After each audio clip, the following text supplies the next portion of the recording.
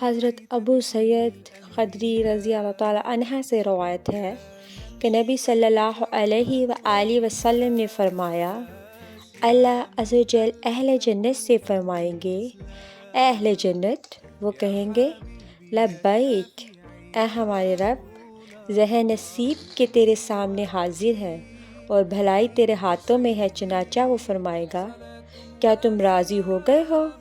وہ سب کہیں گے ہم راضی کیوں نہ ہوں، اے ہمارے رب، تو نے ہمیں وہ کچھ عطا کر دیا ہے جو تو نے اپنی ساری مخلوق میں سے کسی کو عطا نہیں فرمایا۔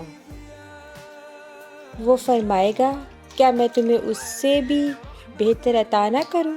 تو وہ کہیں گے اے رب، جو تو نے عطا کر دیا ہے اس سے افضل کیا ہے؟ وہ فرمائے گا میں تم پر اپنی رضا نازل کرتا ہوں، اس کے بعد میں تم سے کبھی ناراض نہ ہوں گا۔